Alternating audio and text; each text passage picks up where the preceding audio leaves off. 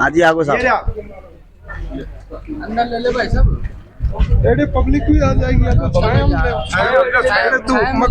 कार्यालय का उद्घाटन किया है और पार्टी के कार्यकर्ताओं की अभी मीटिंग भी है और बात भी हमारी हुई है।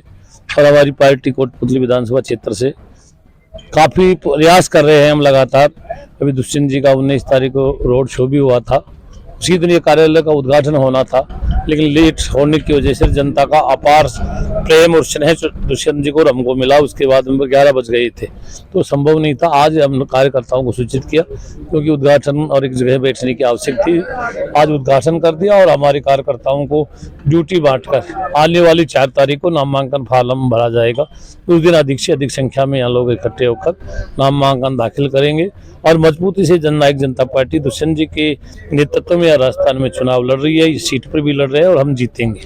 आप लगातार क्षेत्र में दौरा भी कर रहे हैं, क्या ऐसे मुद्दे हैं कि आप जनता के बीच लेके जा रहे हैं और आपको वोट करे जनता? मैं पिछले 25 सालों से क्षेत्र में बहुत सक्रिय रहा हूँ। हर मुद्दे को मैं जानता हूँ जितना कोई भी पॉलिटिकल पार्टी के व्यक्ति नहीं जानता। लाखों परिवारों में मेरा घर से एक तरह से जुड़ाव है और दल और पार्टी से ऊपर उठकर व्यक्ति हूँ।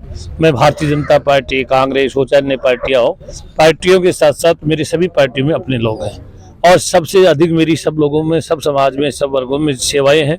जहाँ तक कांग्रेस का सवाल है तो कांग्रेस के 10 सालों में जो भ्रष्टाचार हुआ और जितना निरंकुश शासन रहा, रावण और कुंभकर्ण 2 लोगों को टिकट मिला है।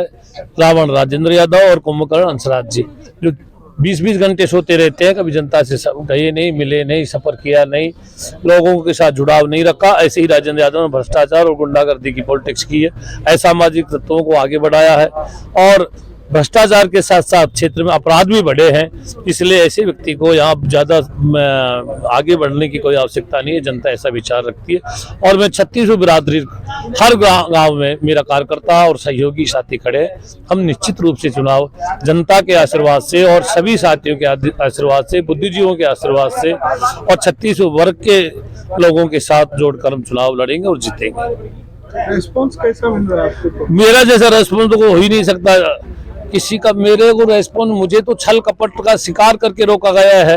ये क्षेत्र मेरा है, मेरा ही था और मेरे ऊपर विशेष 36 बिरादरी का आशीर्वाद रहा है। मुझे सब लोग अपने दल पार्टी से ऊपर उठकर अपने परिवार का व्यक्ति मानते हैं। मुझे तो 2003 में षड्यंत्र पूर्वक चुनाव हराया गया। 8 में राजेंद्र यादव ने एसडीओ को मैनेज करके मेरा नामांकन रिजेक्ट करा के इस क्षेत्र की जनता का बहुत बड़ा नुकसान हुआ और मेरा भी बहुत बड़ा रास्ते नुकसान हुआ। लेकिन समय और परिस्थितियाँ इस तरह की हुई कि छल कपट करके आगे बढ़ा और अब इसकी जिस तरह की एजेंसियां पीछे लगी हैं, चाहे ईडी हो, चाहे इनकम टैक्स हो और चाहे जनता में भी जिस तरह के हालात हैं, अब तो मीटिंग करने की स्थिति भी नहीं है। रात को जाते हैं, दिन में जा भी नहीं पाते। इससे बड़ी और किसी नेता के लिए दुर्भाग्यपूर्ण बात हो सकती है। रामनिवास यादव तो दिल ठोक कर दिन में कहीं भी जाए, रात को जाए, सुबह जाए, सब परिवारों में जाते हैं। अपने मेरे तो सब अपने घर के लोग हैं। इस क्षेत्र में मुझे रेस्पॉन्स में कोई कमी हो ही नहीं सकती है। मेरा जितना गहरा संबंध हर परिवार मेरे काम आया, मैं उनके काम आया, तो यार रेस्पॉन्स का नहीं। मेरी पहली मीटिंग थी 2 जुलाई को दुष्यंत चौटाला जी की। राजेंद्र यादव ने खूब प्रयास किए कि रैली सफल नहीं हो, फीकी हो जाए, लेकिन आपकी दुआएं, मीडिया के साथियों का भी धन्यवाद देना चाहता हूँ, यहाँ की जनता का और प्रशासन को भी धन्यवाद देना चाहता हूँ कि जिस बहादुरी से मेरी उस मीटिंग में आए और 6 घंटे लेट होने के बाद भी 10,000 से भी ज्यादा लोग मीटिंग में डटे रहे। इससे ज्यादा कोई प्रमाण नहीं है।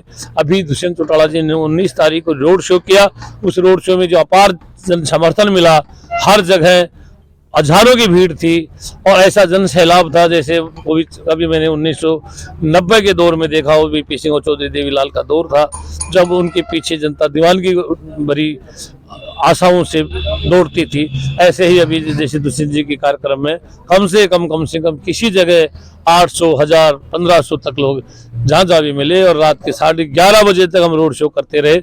लेट होने की वजह से ऑफिस का उद्घाटन नहीं कर पाए। पूरा जनता का आशीर्वाद है, 36 जात का है, यहाँ पार्टियों का कोई ज्यादा बोलबाला नहीं है और मैनेजमेंट का खेल जो करेंगे उनको भी जनता जवाब देगी। मैं ऐसा मानता हूँ कि कोई मैनेजमेंट का खेल करना चाहे उनको भी जवाब देगी। मैं पहले भी चुनाव लड़े हैं, 2003 में भी मेरे खिलाफ एक षड्यंत्र किया गया और षड्यंत्र को हमने तोड़ा और जीत के आसपास जाते जाते उन लोगों ने रोकने का काम, इसलिए हमारी थोड़ी भूलें हो गई। लेकिन इस बार किसी तरह की कोई चूक या भूल नहीं होगी। हमारा जो दुष्प्रचार किया गया उसका भी इस चुनाव में जनता सही आंकलन करके और जवाब देने वाली है कि रामनिवास ईमानदार था, है और रहेगा। इस क्षेत्र का सेवक है, सेवक रहेगा, सेवा करेगा। और मैं दल और पार्टियों से भी ऊपर उठकर इस क्षेत्र की जनता का सम्मान करता हूँ। कोटपुर जी ने मुझे इतना प्यार, स्नेह, आशीर्वाद दिया। मैं एक बहुत ही गरीब परिवार में से पैदा होकर राजनीति में आया हूँ और मैंने बहुत ईमानदारी से, कोई मुझे साबित कर दे कि रामनिवास यादव ने अपने जीवन में किसी व्यक्ति का मान, सम्मान, इज्जत, प्रतिष्ठा में कमी छोड़ी हो या किसी से 10 रुपए का कोई लेन देन किया हो। लोग कहते पावर में नहीं आए, पावर में शरद यादव जी के रहते में पावर में ही था। अटल जी, अडवाणी का दौर मैंने देखा है। राजस्थान में एनडीए की सरकार थी, उस समय में पावर में ही था। अशोक गहलोत की 4 साल की सरकार थी, इसमें मैं जेजेपी से पहले पार्टी का गठबंधन का पार्ट था, इसलिए पावर में तो था ही। मैं, मेरे पास तो पार्टी रही, उसका अध्यक्ष रहा। शरद जी के टाइम में डायरेक्टर RSWC रहा। शरद यादव, नीतीश कुमार सब मेरे बहुत करीबी लोग थे। और अभी दुष्यंत जी हैं, उससे पहले भी मैं बहुत लोगों के साथ काम किया। इसलिए अगर बेईमान आदमी के पास पावर भी नहीं आए तो भी कमाने के 1000 तरीके होते हैं। लेकिन रामनिवास यादव ने सौगंध खाई है कि मेरे परिवार में 1 रुपया भी जीवन में भ्रष्टाचार का चला गया तो मैं आत्मदाह कर लूंगा। इससे बड़ी बात नहीं हो सकती। मुझे छू भी नहीं सकता पैसा।